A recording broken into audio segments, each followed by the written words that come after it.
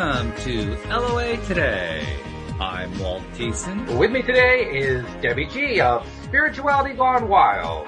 This is your daily dose of happy. We are so happy you decided to join us today. Spirituality Gone Wild. This is... Oops, Daisy. Oh my God. It was an echo.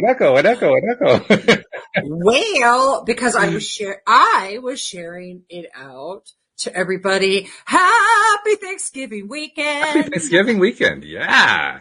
Beautiful weekend too. Really good one. In fact, I don't know about you. We had a really nice, relaxed Thanksgiving, which is not necessarily what most people experience. So I'm particularly appreciative of that. It was just take a breath the entire day. It was wonderful. Oh, that's beautiful. Yeah. Well, mine was different for sure. It was actually really super cool. You guys are all going to love this. And please share what your gratitude moment was yesterday. I'm going to share my gratitude moments from Thanksgiving. But okay, look, my son and Joe both were like, "Hey, so we'll just order the food." Mm-hmm. And I'm like thinking to myself, yeah, that's not a horrible idea. We'll order the meat. I can do the sides at least, whatever. Make it simpler on myself. Sure. And then I thought about it more and I'm like, no. I'm going to cook. So I did the full blown, and I cook. So it's like I do the whole Thanksgiving. You do the whole thing, yeah. I do the Thanksgiving at the Fattersons. Come to my house, because let me tell you. Yeah. That kind of cooking. So, well, and then, oh my God, it was so funny. We even had a Thanksgiving episode prior to the Thanksgiving when we were going to get honey baked ham. Well, actually, we weren't going to get a ham. We were going to get a prime rib and a tri-tip, which really sounds great, except for the fact that it was like it was insane. I'm like, wait a minute, I'm going to pay like triple price for prime rib because and I still have to put it in the freaking oven. Mm-hmm. And it's 2 days prior. No, I think they do. Maybe they do cook it for you. Hell if I know. What I'll tell you is this. Joe went to stand in line. And I had been dealing with all kinds of other stuff because my puppy dog had to have its 7 teeth pulled. And I want to talk about dogs and dentistry. Oh my God. So, this poor thing. So we were at the vet a couple of nights ago. We were at the vet just, really late. And then she had to go and she had to stay the night. Oh, the poor thing. It was awful. It was because she had a loose tooth. Anyway, so the day, he's 2 days before Thanksgiving. Joe's being so kind and he's standing in line at Honey Baked Ham. He's telling me he's had to go. And I'm like, no. I get it. You can't buy a ham there or you can't buy the meat there. And he's like, but I'm standing in line already. So, well, you know how this is going already. And I'm like, because he's told me 5 times he's going to go to Honey Baked Hams after work. And I 5 times haven't heard him really at all because I have other shit going on that was way more important in my world. Mm-hmm. So, of course, he's like, well, no, I've been standing here and I need to get something now. I've been standing here half an hour. It's like, well, another hour and a half wait. Yeah, I'm pretty sure. No. And double the cost, triple the cost. No, we'll just go to the butcher and get a really redonkulously, 6.5 pound prime rib, which was bomb. So good. Wow. But I want to tell you something. The communication factor at Thanksgiving, we must use the tool of curiosity much more often. It's not a word I normally associate with Thanksgiving, but I'm open to it. So tell me. Gratitude my ass is cooking, and which we found out. So it's our first Thanksgiving together, right? So you know what we're doing? He's in there washing. I'm cooking, washing, cooking. It was like this rhythm. Tag team, yeah, sure. We got a rhythm to it, and so that was awesome as all hell. But what was interesting about this is that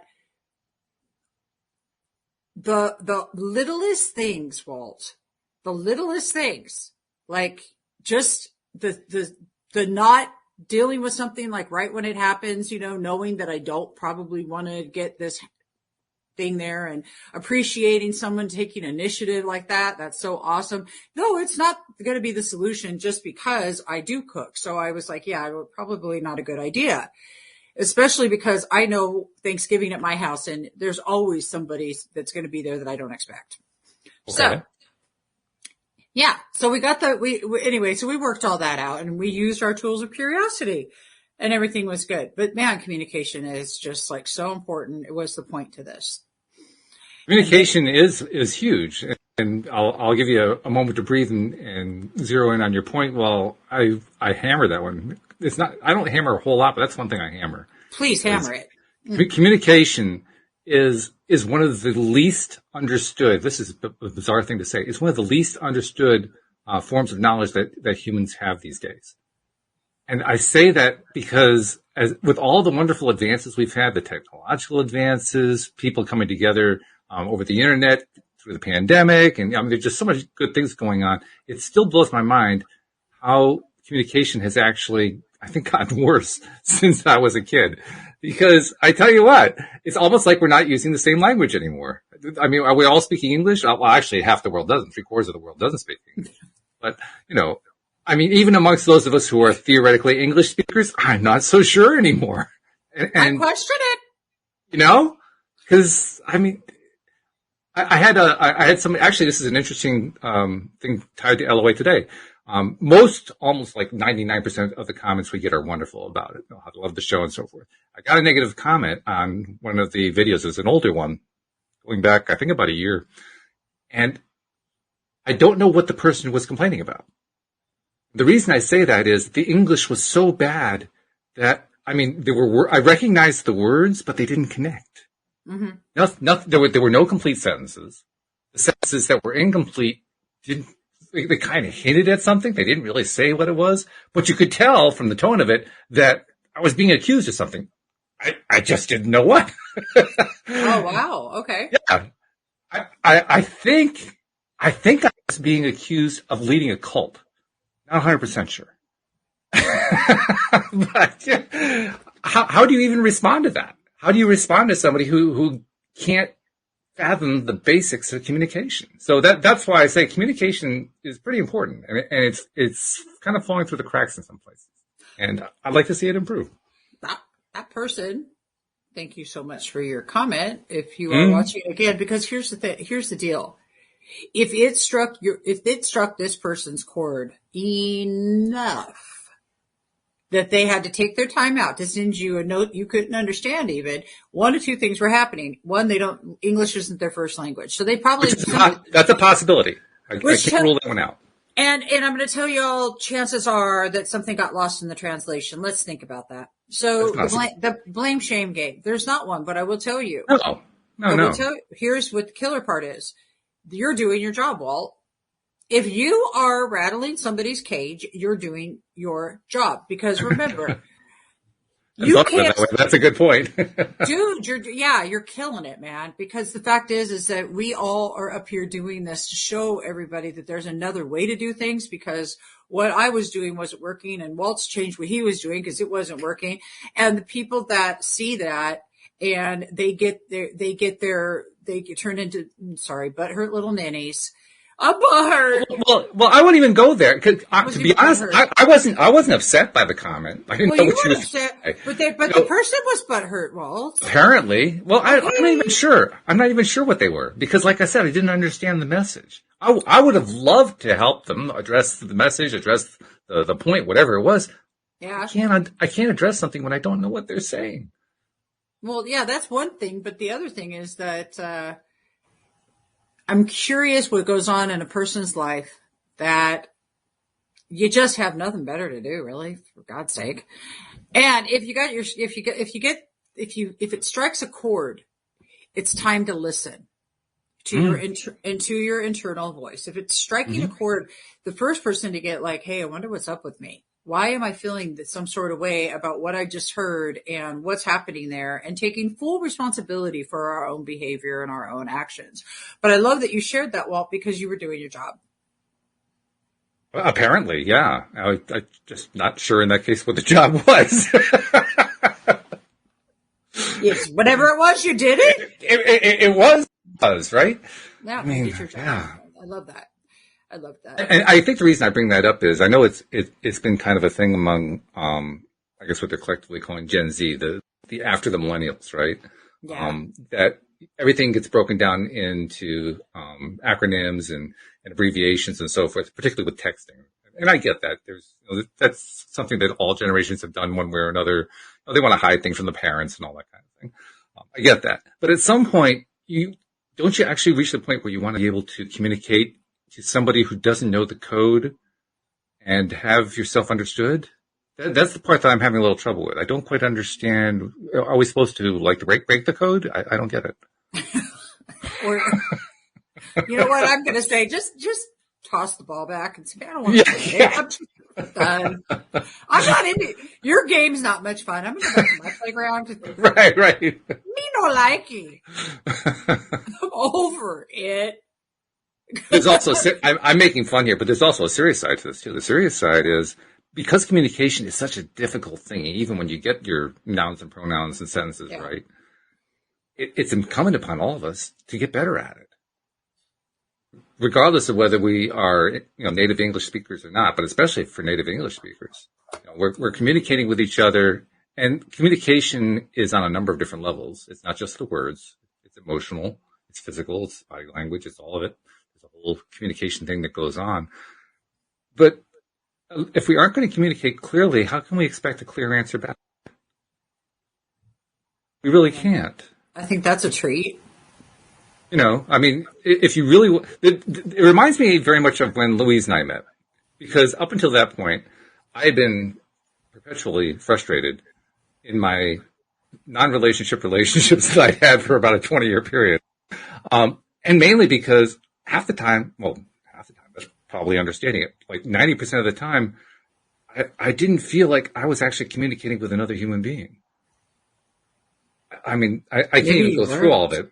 I can't rule it out, but I mean, I was trying to.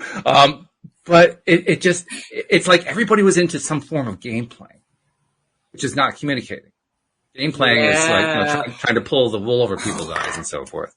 And then I met Louise, and with Louise, everything was just straightforward. I mean, if she wanted something, she said what it was. Yes. She liked something, if she didn't like it, she said, it's like, oh my God, there's somebody else who talks like this. This is wonderful. Oh my God. I mean, on that point alone, I was over to her just on that. All right. So I'm curious because I already know Louise had her shit down before you guys met. She had it. I just said that word. We had both done a lot of growth, no doubt. Right. But when you first met, okay. So did you find maybe you were more geared to a little bit of game playing because you hadn't gotten honed in yet on your communication yet? Put it this way. If that were true, I would have had, prior to Louise, I would have had a relationship that lasted longer than 2 weeks. That was the longest term relationship I had over a 20-year period. 2 weeks. Okay. So when you started hanging out with, it was just straight up, back and forth, both of you, straight up. We met through a mutual friend. Louise also did like the right thing to do if you're looking for somebody. She asked around to all of her friends saying, hey, do you know any healthy single males? I want to try to meet somebody. I mean, she was like that direct with it. And a mutual friend knew a whole lot of males. I don't know why she thought of me, but she did, and connected us together. And then we got on the phone for three straight weeks, hours a day, every single day. Lots and lots of communicating going on. And it was easy communication. There was no effort. Right. That's why we kept doing it. That's why I kept calling her back. Like, this is easy. I can do this kind of communicating. I love that. Conversation I don't have to work at. I love it. Wow. It was great. It was wonderful. It was a breath of fresh air. Yeah. I love that because it's been my experience that game playing, that straight up stuff is just where it's at. The game playing absolutely. Go. I have playing games instead of just speaking what the truth is creates more stuff than necessary. Oh my God, no, you don't even know. It creates more stuff than you don't. You're just like, just use your freaking words for God's sake, please. Quit playing games. Just, dear God. Okay, that person, I'm going to do this to make that person happy, this to make that person happy, this to make that person happy, and it's all going to fall down on my head. The people pleasing explosion of it's going to fall over like a giant freaking, what's that Jenga? That game fall? Yeah. Right. The blocks. Yeah. Yeah. It's going to fall on your head like a Jenga. It's like a Jenga people pleaser puzzle. Yes. Purple people eater, people pleaser puzzle. Got a lot of peas in it, that's for sure. I tell you what, all because,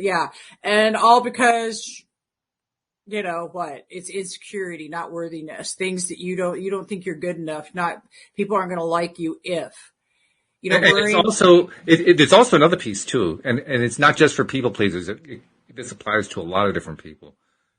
It's trying to be so much into softening it that you soften it right out of meaning. I'm going to soften this so much that you don't even know what I'm talking about. And then the message doesn't get through. That's the biggest. I love that one. That one's the evasive one. I'm going to tell you my truth in an evasive manner around this mountain. Somewhere in the middle is the truth of what's happening here. But I'd actually have to go through the cave in order to see it. Mm-hmm. No, that stuff right there is just, again, that's to the, and I know all this because I was a horrible communicator back in the day. And I say I was a horrible communicator because I used the game playing skills and all of the other stuff. It didn't work well. And I can promise you it would not work in my life today, because if people will only interpret or understand what they're going to as it is, why are you going to make it harder on them by skating around the damn truth? Yeah, exactly. I mean, yes. Is your goal to be like a pro skater or a pro communicator? And by the way, I don't mean to say that there's something wrong with softening language. Softening is actually a very good skill to have. I could probably use to soften language. It's an important skill to have. It's just that you don't want to soften it so much that the language loses the meaning. Completely, you know, or the wishy-washy game. The wishy-washy. I'm wishy-washy. You know, if you're going to be wishy-washy, my car's dirty. Ooh, Susan asked an interesting question. She says, why does harshness get our attention? And then she says, kindness flows. That's a really interesting question. That's, I had to bring that up because, oh my God, you want to attack it first? Sure. Yeah. I think there are a number of reasons for it. If I were going to kind of summarize it though, we've talked many times here on the show about how we live in a culture that dwells on what it doesn't like. I'll call it the culture of negativity. It's not just U.S. culture. It's not just Western culture. All cultures around the world, to one degree or another, spend a large chunk of time focusing on negativity. And it comes in many forms. A lot of it's in the entertainment world. You know, the movies, the television programs, theater, the music, even the art. So much of it is about, here's what's wrong, here's terrible, here's bad. Look at that. Can you believe that they did that? Blah, blah, blah. I mean, it's like this ongoing thing. What can we find next that's just going to make us say, oh, I'm so shocked by this X, whatever this X is? Because that's what people keep responding to, which of course is why the advertisers keep putting it up in front of us, because we keep saying, yes, we want more of this negativity stuff. It's a really odd thing. And when you have that kind of a very negative communication culture, that's really what it is, the negative communication culture, it's going to become harsh. How could it not? Because the fact that it's negative means that it isn't liked, isn't wanted. And so if it's something that you don't like and don't want, you say, well, I'm going to give you this thing you don't like and don't want with a soft voice. No! You say, I'm going to come after you with this thing that you don't like.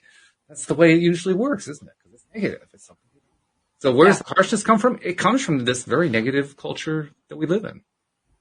And that individually we shift as we make our own growth, as we make our own changes in life. And by the way, that's a really great thing that's going on. Especially in these circles that we're in. Yeah, totally. Taking the time to really improve themselves, get themselves into a better space, get themselves into a better frame of mind, improve their own self-confidence, their self-love, their self-esteem, and thereby end up treating other people better. And then it becomes like a circle of everybody treating people better, and the energy just keeps flowing into better and better and better. I'm loving seeing that happening. I'm loving being part of that.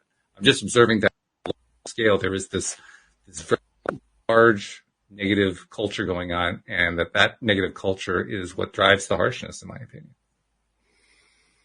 Okay, and I love that. And I agree that there is the cultural flow out there where people are looking at what's wrong in their life rather than what's good in their life first. And that's where we get to choose our perception. But when you talk about harshness for me usually comes in when I am frustrated because I'm not being heard.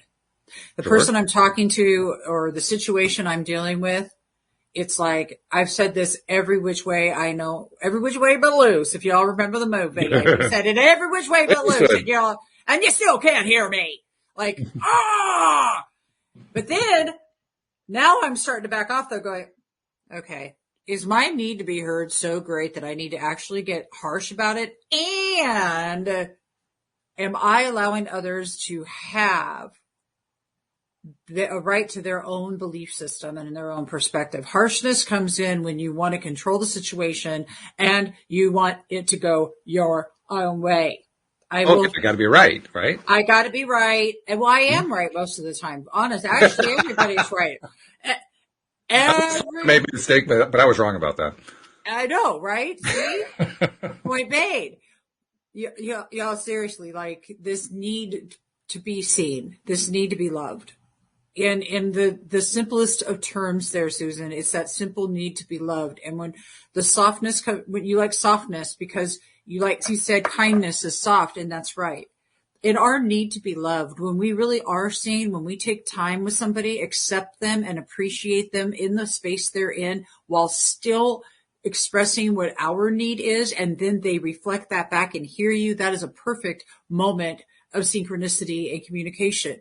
When that doesn't happen, then we get it. We want to pound our points into each other. And I'm guilty of this. Pound it in. And if they're not going to listen, swear to God, if it was a slab of meat, it'd be the most tender thing on the planet.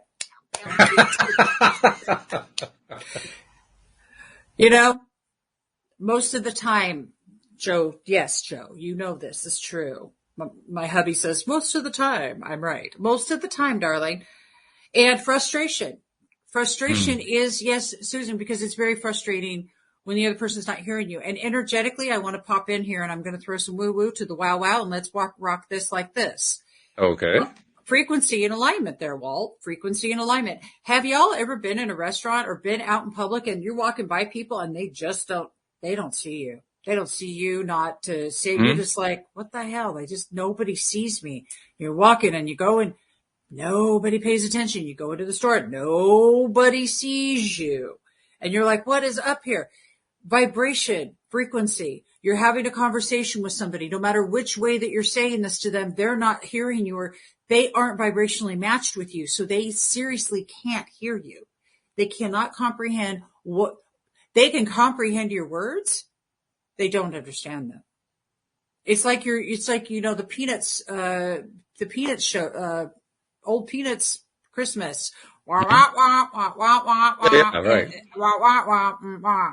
That's what it is really like. And we're sitting there thinking, and here's where the thing comes in. If in the conversation that you're having, this person hearing you is really important to you. But if you're needing it for external validation, you're not going to get it no matter what. And we will be frustrated. If I'm looking for somebody to validate what I've just said to them, then I'm screwed. If I just want to be heard because my feelings are important and I don't need that acknowledgement, acknowledgement's beautiful or recognition would be nice. They recognize the fact that you have a need. Those are the shifts. And that's what we're looking for. Somebody who's a willing partner, no matter what relationship this is. It could be your kids. It could be your dog. Well, your dog's not going to reflect back to you as well. So just say it. Though unless it's Foxy, she does. But anyway, no, you guys get what I'm saying. I'm just trying to break it up a little bit before it gets too serious because really it's the vibrational match and the fact that you're not working with a willing participant. You know what? When you were describing that, particularly as you were describing the part about people just not even perceiving what it is that you're putting out there, it reminds me of something. I don't do this all the time, but I do it sometimes. And one of my walks, and I see other people out taking a walk as well, I go out of my way to deliberately smile at them. Just Yeah. fun. It's a fun thing to do.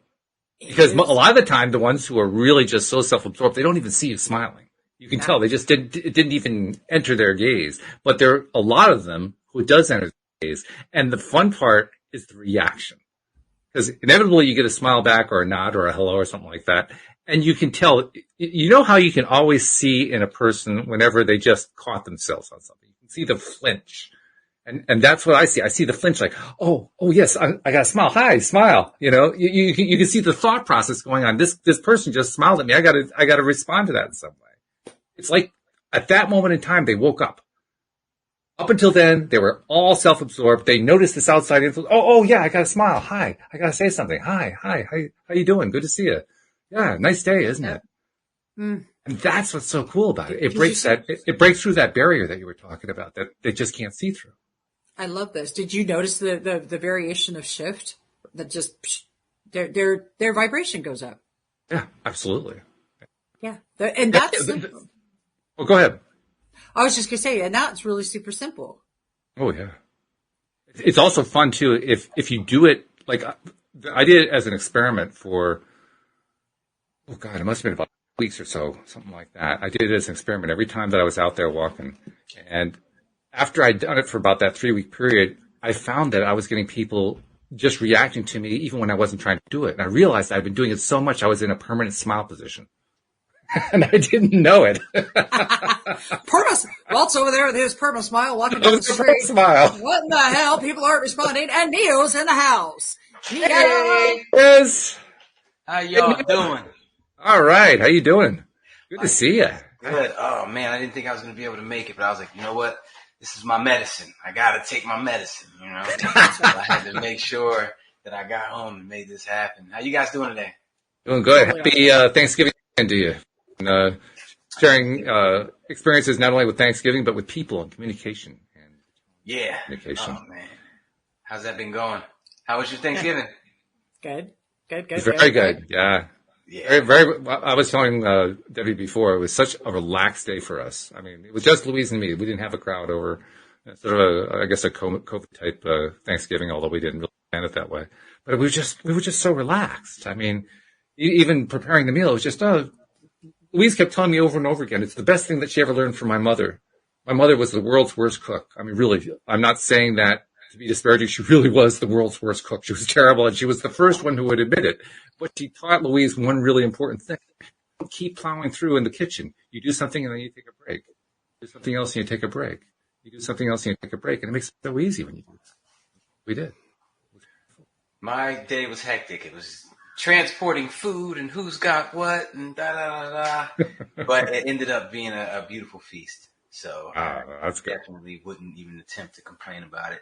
Plenty of leftovers. I know I'm having for dinner tonight. Yeah. Yeah. I did that. I did a I did a prime rib this year for the first time.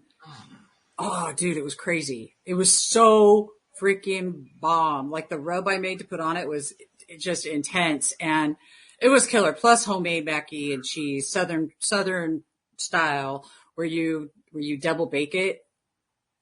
Twice baked mac and cheese is crazy good, right? Mm-hmm. Yeah, and I'm one of those when it comes to Thanksgiving. It's at the Fattersons. Come over to my house, the Fattersons. That's where it's going to be, because you will be fat when you leave, because I use real butter. That's all. And cream. Real butter and real cream. We do that 365. I don't know about you, but we don't do that fake margarine stuff. Oh, look at Joe says it was stupid good. I know. It was. Yeah. He scored, because I'm a really great cook. So, hey. All right. So we're talking about, so let's go back up to Susan. By the way, Susan, I love how you sparked this conversation. Can you guys keep giving us some more stuff? Let's keep sparking this, because Neil, why does harshness get our attention, yet kindness flows? Up to your beauty. And Susan, I love that you did a good old turkey. I love that too. And I love making turkeys just as much. Christmas is coming. I'm doing a turkey. My bad. It was the mute button. Facebook just got in trouble for this, didn't they? For supposedly promoting hate, because that gets more comments and more likes and more shares. I don't know. I never analyzed it. What did you guys come up with before I got on here? I was kind of on the same wavelength you are just there, because I was talking about how the society at large prefers to focus on negative stuff. They like to get all excited about things that they don't like and don't want, and they give a lot of energy to it, and so they keep getting fed more of it, so they keep reacting to it, and so they get fed more, so they keep reacting. Mike, I'm going to give you here's real quick though, an interesting fact, because in the marketing world, this is a fact. You can go positive or negative on in ads. You can have a positive message or a negative message, and it's a 50-50 pool. On a split test, it's both. So actually, we kind of do have both. It depends on what you're all focusing on, right? So Dio, what do you think?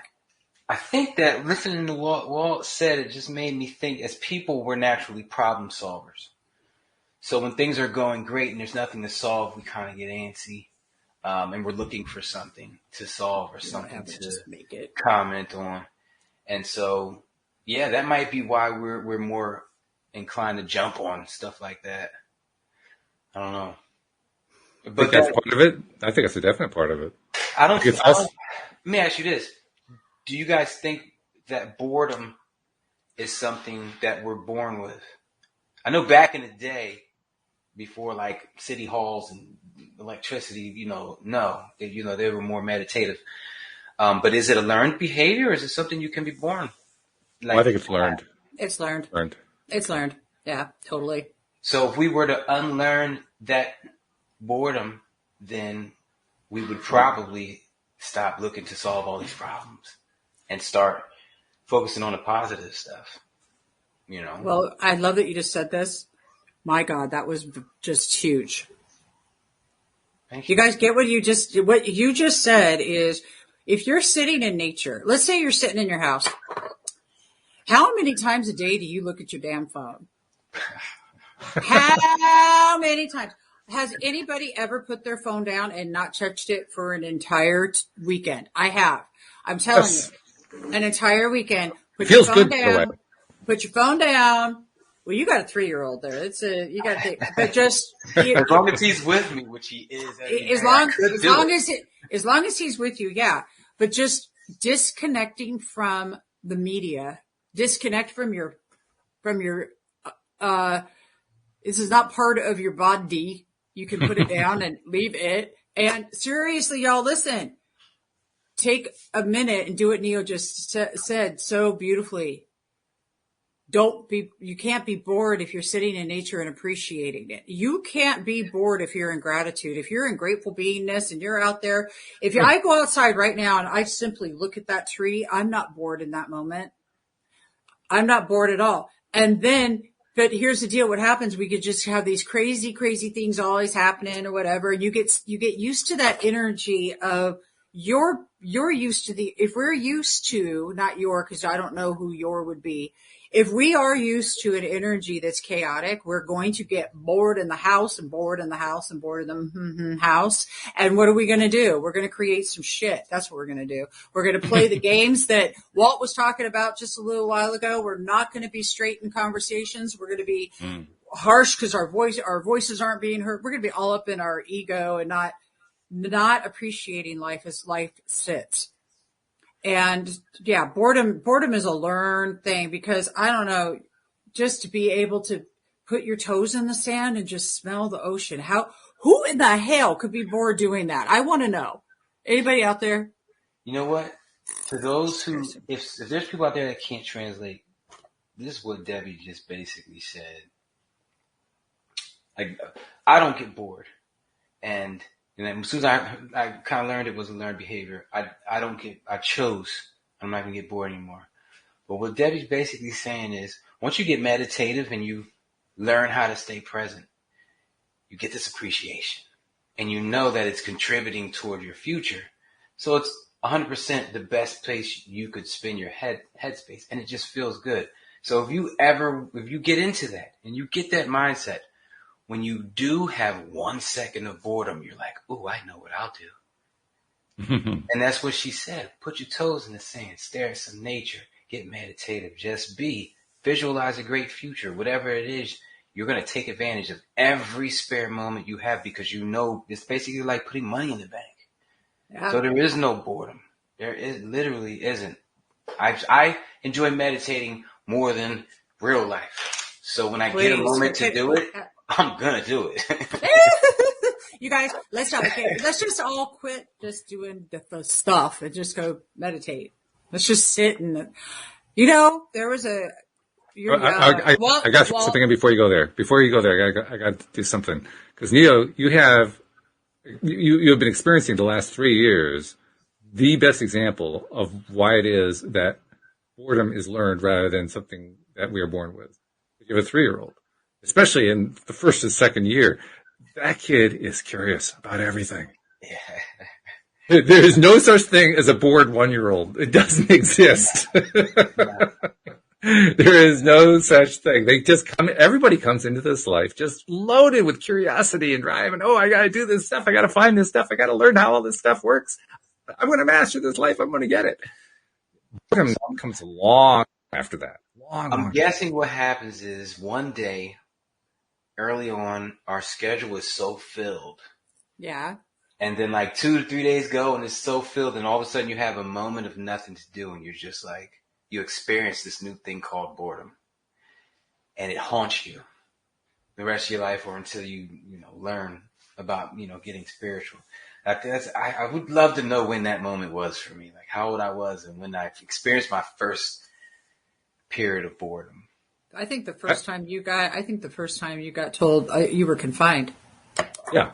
Yes. The first time you were confined, the first time you said, this is the perimeters you're going to play in. These are the toys in which you're going to play with and you're confined. Here you go. This is where you're going to be. And there you are. Because that was the day that you learned that you are no longer in control of your own life. That's what you were taught. So you talking about, we don't force you to be in charge. We're going to be in charge. We're going to tell you what you have to learn, when you're going to learn. Here's how you're going to learn. You're going to do it in this situation, in this room, with this, sitting in this chair with that person in front of the room. Right. That's how you're going to do it. So that's when the boredom starts to sit in. The first time someone said no, basically. Pretty much, yeah. What is the one, and what word is it that the 2-year-old likes to look at you and go, no, no, I'm not. Well, the best schools I think today incorporate an experiential system where they're actually experiencing life, and letting their curiosity explore, letting their imaginations really run rapid. I am guilty for giving my children, okay, so this is what I was taught. Here's your toys and your area, and this is where you're at. What the hell's a playpen? I'm not a fan. But seriously, let me tell you, I use, here I am a mom and I'm put them in the playpen so I can get my cleaning done. Life is so funny when later on and I look and it's like just that essence of being able to explore, to be able, and once we start forgetting the magic in the imagination and in the curiosity of being a child. And I think as an adult, maybe that might be our first clue to tap back into. Get good at playing make-believe again. Yeah. That is the only way you're going to successfully use the law of attraction, if you get good at playing make-believe again. Playing make-believe and playing imagine. Then I hate to call it make-believe because anybody over the age of 13 is going to be like, come on, man, I don't have time for that. But in actuality, it's just a thought. You're doing it now. I like to call it that because it takes me back to my childhood to where it was unlimited. The scenarios, they didn't have caps. They didn't have limits. And, as soon as you got into finances, that's when you started to really learn limits. But it's an interesting thing. Life teaches us limits from the second we're born. You can only reach so far. You can only scream so loud. And then, with finances, when you get older, implement it even more. So it's like a test. It's like a natural test. Can you see unlimited when every inch of every part of your life is showing you limits? Very good point. Very good question. That's good. Look, I love that. Hey, look at this question right here. Document, don't create, from Gary Vee. Has anybody ever heard this? Document rather than document versus creating. I'm not familiar with that. Okay, so what, and correct me, Gregory, and thank you very much for your question, by the way. If I remember, Gary Vee I love because he's so blunt, honest is what I love about him. And documenting means like right now, what we are doing is we get on and we share our experiences. We're documenting what's happening in our life. And I'm not sure if that's exactly what you mean, document versus create. I'm trying to remember how Gary Vee put that. Gary Vee is eloquent in his brassness, I promise you. What does he mean by the word create here? Because I have a feeling he's using that word differently from the way I would. Oh, now I'm just dying. Okay, look, I'm going to investigate. I'll be right back. All right. Look what we did. We manifested it right off the show, Neil. There it is. The summit, bro, the summit was amazing. Oh, man. Oh, my goodness. You had it flowing there. You had it absolutely flowing. Dude, StreamYard changed the whole summit.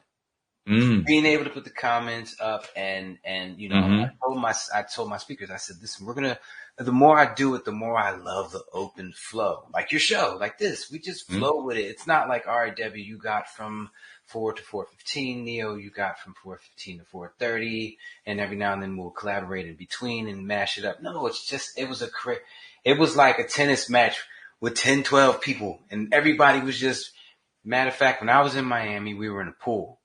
And somebody goes, Neo, and I turn around. I don't know these people from a can of paint. I turn around. It's a whole group of people, and they're hitting a softball in a circle. And I went over, and we played, we had fun.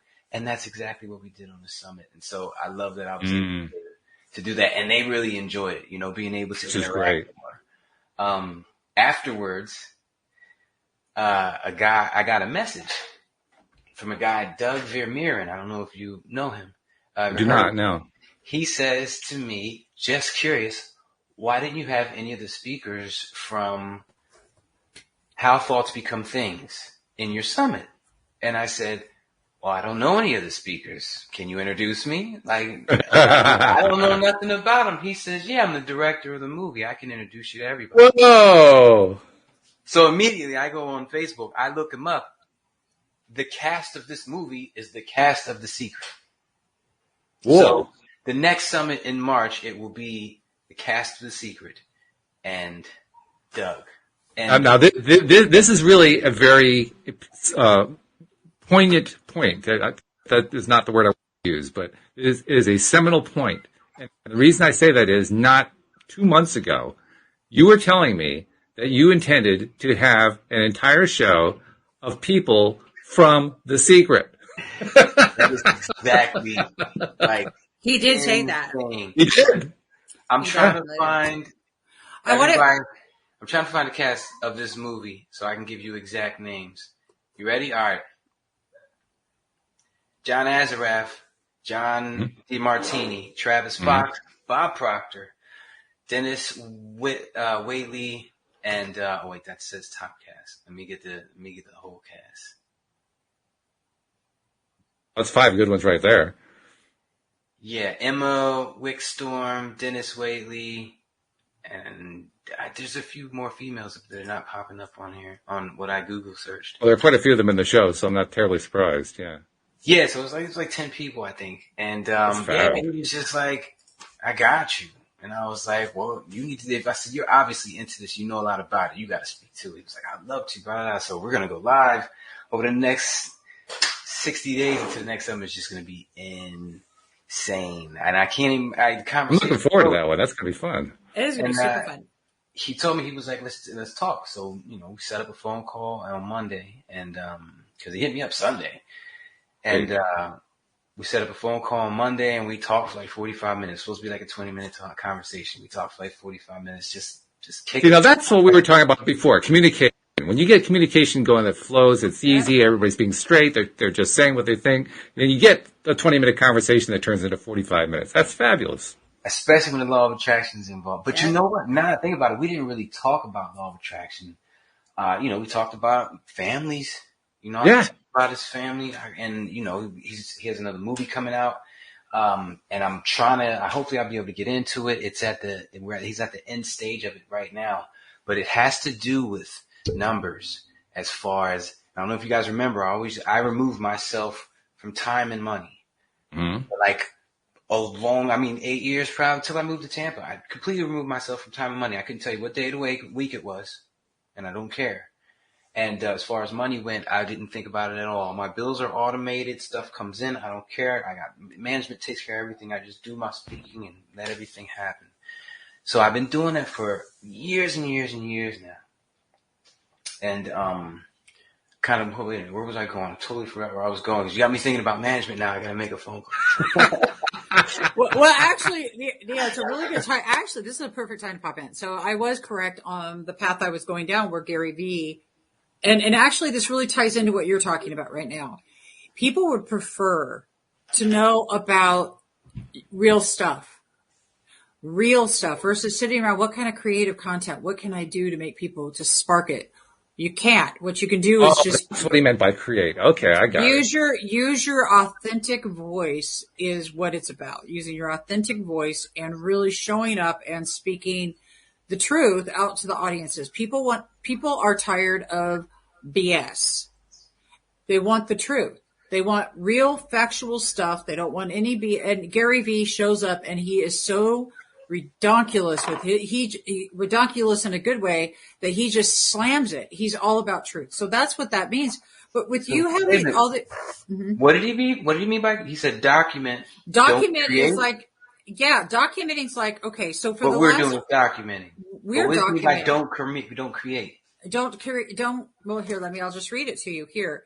It said, well, I'll read it to you here in a second. It says, one of the best things about social media is it's given us all a backstage pass into the lives and habits of celebrities. So if you start documenting what you do, if you're a musician, you don't need every piece of content that you put out to be a finished product. Show a video of the recording session. Show how it's going. Let people into your world behind the scenes. And Gregory, what do I think about that? I think there's no other way to show up. I think showing up authentically is the best way. You know what? I had a Facebook message from a few days ago where I was in the hospital. It was like 4 years ago. I documented it the whole way. People could look back on my life, or if you've been following me for a minute, you can actually see all the stuff that I've been through because I document it. I put it out there for everyone to see. So do I agree with it 100%? Because it brings the brings the truth in. And that's way more substance. And people like truthful, honest people. When I read the word create, I think of it in terms of what we do regularly. What he's talking about is he's talking about making it up as you go along. Just, I'm going to make up ideas and I'm going to tell you what the idea is and that's going to make me look so good. And so it's it's kind of like an early seminal form of creation, but that's not really the time to present it. You want to present it after you've actually turned it into something, not when you're kind of just spinning it off the top of your head. So yeah, I buy what he's saying there. That makes sense. Well, look at what Neo did. He talked about having all of the people from The Secret on a couple months ago.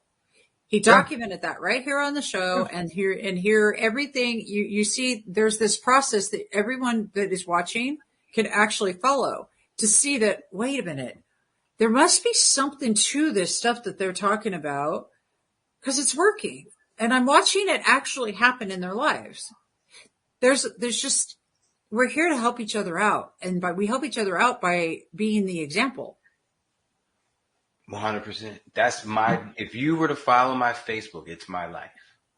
And the crazy thing is, since the law of attraction, I've had to do that because you wouldn't believe some of the stuff that be happening if I didn't do that. Like I used to tell people stories and no one would believe me. I know they wouldn't believe me. I could see it on their face. So I was like, you know what? I'm taking pictures and videos now everywhere I go. And that's what it is. My life is my resume. That's my biggest catchphrase or whatever. That it is what it is. You go on my page, you're going to see me flying something. You're going to see me smiling. You're going to see me in Florida or somewhere nice with sandals on. Darn right. So, at the very least. Ready? I get paid to be me. Can we all say it? I get paid to be me. I get paid to be me. I get paid to be me. I get paid to be. This mouth makes me money. Not in a funny way, y'all. Things are flying out the gutter. I did. I would have took it there in like 5 seconds. You were fast. I know, because you know why? Because I've said it once or twice. I mean, for real. Say it on a stage to people, they're just like cracking up. And that's because it's real. It's true. You know, I get paid to be me.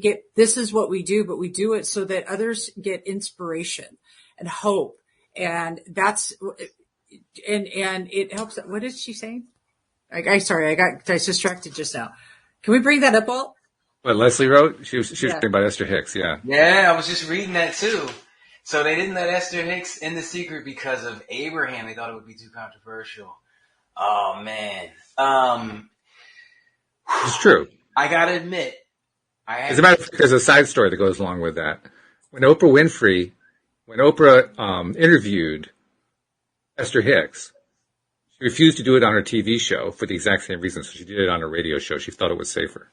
You know what? That's the reason why I don't have any one channel at the summits. Here's the thing. Not where I'm from, but in the hood, and there's a lot of people in the hood. And if we're going to win this war against negativity, we need those numbers. I know for a fact that when you bring something like that up to them, they're gone forever. This was the one chance to grasp them, to give them something positive to hold on to. The second you make it hippie-ish or whatever you want to call it, spiritual, I don't mention the word God. I definitely don't mention the word universe when I'm coaching someone from the hood. You don't say stuff like that, or they're gone for good. And so are their kids, because they're going to tell their kids, don't listen to that BS. So if we're going to get those numbers in this war against negativity, we can't do stuff like that. We can't. What we're really talking about is being genuine. It is. And I'm a fan of it, but I know what's going to lose them. Well, and that's how come I look at Spirituality Gone Wild. Says it all. Says it all. There's a piece of something in that for everybody, and not everybody's into channeling, and that's perfectly fine. But I have to agree with you. There is a way that we're hitting the norm. Like we hit the population at that norm for them. The norm for us might be woo woo, but We're here. We bring the woo woo to the wow wow, and we rock that. But I have to agree. I definitely am not going to be as woo woo, even though I'm pretty woo woo just by nature. But yeah, I don't know. I think the more important part is really giving each other, rather than the woo-woo tools, because those are fun to play with and capping our energy, but the tools that actually help us to function as a society, which is communication, number one. Period. Yes, absolutely. I believe that in my lifetime, everyone on the planet will be able to channel. That's a big, tall task. I know how it sounds. Sounds like something that would take another million years of evolution to happen. Oh, I'm about to pop. No. We're in a change, and I believe that we can achieve this. You got this. But dude, do you realize, and this is for all you all right now, if you're going channeling, y'all are channeling. Every time you open your mouth, you're channeling. It's your choice what radio station that you're going to be tuned into, what frequency you're going to be tuned into, and what's coming out your mouth. We are every single one of us have every single power of every single thing we've ever seen before. Don't ever tell yourself that person's got that and I don't have that, because you do have that. That needs to be a TikTok, Debbie. No, you all just, you are a walking, breathing, booming voice of a channel. Everyone is, and we all have a message to give and to share out there. Neo, you're right. There is going to come a time where people are actually using their birthright. It's not even that. It's just we're human. We're a walking freaking radio. We are the radio box. I'll take it to this point. I'll say we've already gotten there. Neo, your dream has come true. We're already doing it. Some of us are doing it unconsciously, but everybody's doing it.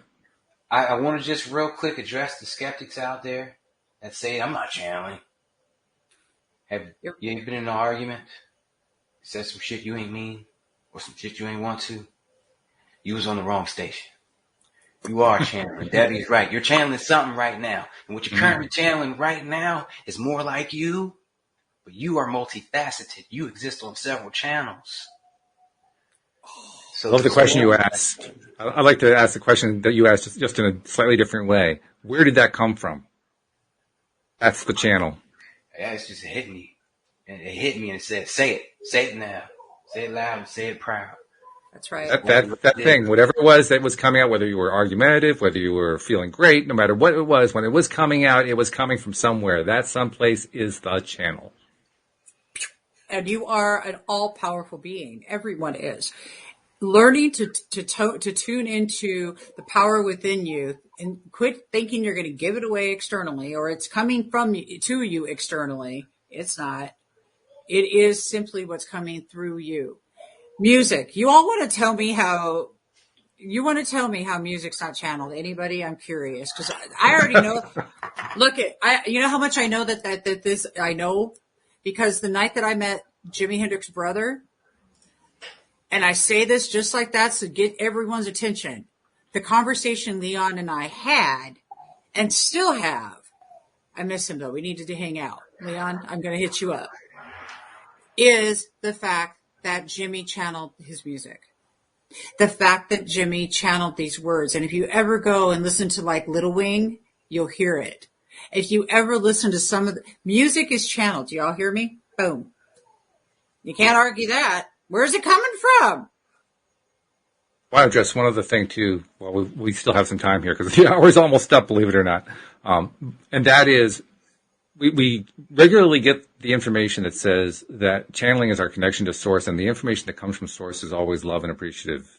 So the question that comes up is, well, if that's true, then how could I possibly be channeling if I am expressing rage or anger or frustration or something negative? What Neo said. And the answer is really quite simple there. It's you're getting the information, you're just disagreeing with it. You know what? You're still channeling it. It's the same information, you're just disagreeing with it. I want to give a different vibe on channeling real quick. Because I don't want to make it seem like we're jumping from station to station. When you change the station, you're simply changing the number. Yeah. Your frequency changes with your mood and with time. So it's changing regardless. Yep. So when we talk about channeling, I don't want it to seem like you're jumping into different realities. No, you're just shifting numbers. That's right. That's it. You're changing your frequency, literally just like going like that on a dial. God, that's good. Really good. It's absolutely right too. I might go live after this because I'm on hot digging it down. That's on fire. That's awesome. Walt, can you post this for me? I just wanted to throw up and let everybody know that the subscriptions are back and not like they left, but they're popping. Subscribe to my email. It's like 5 days a week. I send something out, like a mental exercise, like stuff we're talking about, how to remember them throughout the day and use them to, get through life easier and smoother and manifest a better future. So yes, please. That's the link. Sent it to the private chat. Well, thank you. I'll just put it into the public chat. That makes it really easy. That's what perfect. Done. I love that. Hey, y'all, I just want to say Joe's popping in here with this. This one's good. Listen, unfortunately, a lot of people view it as evil or tapping into the underworld. Well, here's what. Oh, okay. Is it possible? Thank you, Joe, for pointing that out. Is it possible, coming from my Christian background and Catholic? Hello. Is it possible that we were taught that? Oh, honey, I'm evil. I've known it. I've been. Oh, it's beyond. Yeah. Well, unless you're Pentecostal and you're speaking in tongues and, holy rollers out there, like my grandma used to take me to the little churches in LA.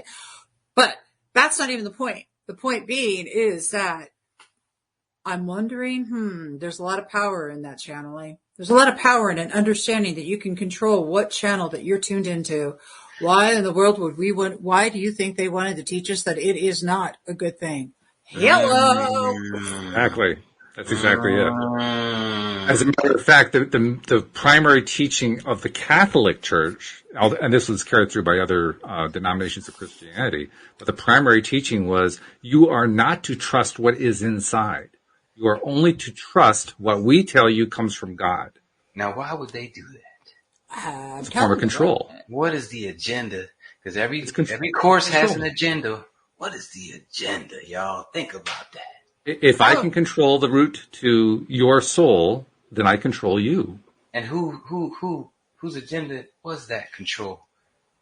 People who were running the church. They had a definite agenda. Come on, let's be honest. The same people that's running the earth right now. I was talking about this the other day. I said, the amount of hate, and it can't be us, man. There's got to be aliens running the game.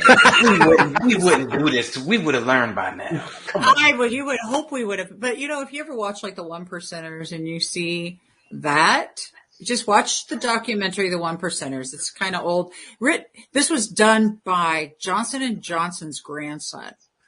Y'all have to see it if you haven't. This is not conspiracy theory.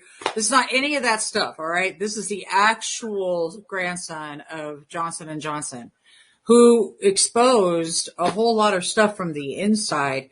Let me tell you, Warren Beatty's granddaughter she was exiled after being in that documentary. It was serious.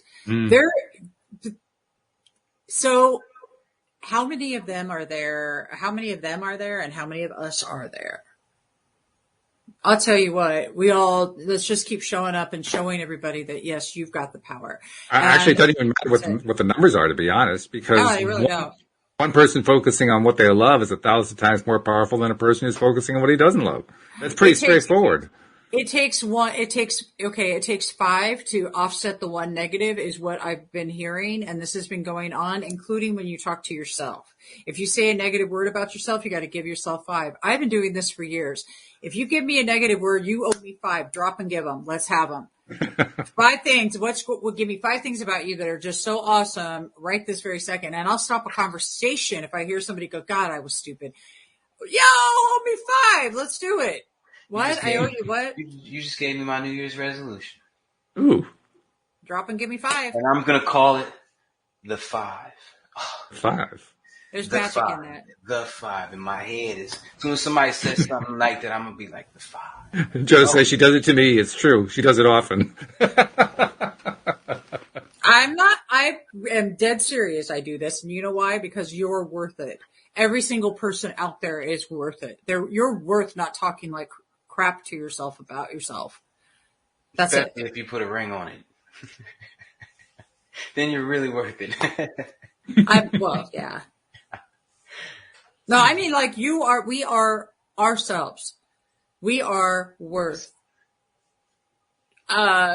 reminding ourselves how awesome we are by the sheer fact that we believe and know we're awesome. I do it all the time. My granddaughter last night, she was here, and I'm like, you are spectacular.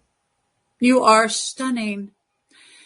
At 8 years old, that's what they need to hear. You are spectacular. You are stunning. She's doing her I am statements. Louise Hayes has a book for children where they start doing their I am statements. Mm-hmm. She's doing this stuff, man. You guys, I'm telling you, let them learn these things. Meditation young. Get the Krikori app for children out there. Do things and help these kids out. And that just needed to come out. But we are also at the top of the hour. Krikori, Kikori. They would be great on your summit too. I can hook you up. They're awesome people. So I'm going to be quiet though, because I know we're past the hour, and I'm so glad you showed up, Neil. After a while, you just kind of blow past. You say, "Hey, it's going. Go with the energy." Can I throw something out there real quick? Go for it. For the people out there who have grown up feeling like they're not worth it. Whether it was your parents directly telling you you're worth it, or just society made you feel like you weren't worth it. And you're finally getting up after watching this show and saying, I am worth it. There's going to be a question in your mind as to why those people tried to make you feel like you weren't. Don't be mad at them. It was what was meant to happen to get you to this point. They played their role. They're just pawns in what was meant to happen to get you to this point. This is all a game up here. Leave all that out of it. See them as one with you. You can't be mad at them. And you're going to use what I just said to avoid being mad at them. And the freaking amazing thing, at some point, you're going to actually find that you appreciate them. And you appreciate them because without your dark, you wouldn't know your spark. There's a great way to end a program. I like that. Well done, team. Love it. Good stuff. Thank you, people on live stream, for your commentary. It was wonderful. Thank you to our podcast listeners everywhere. And we will see you all next time here on Elevate Today. Goodbye, everybody. Bye.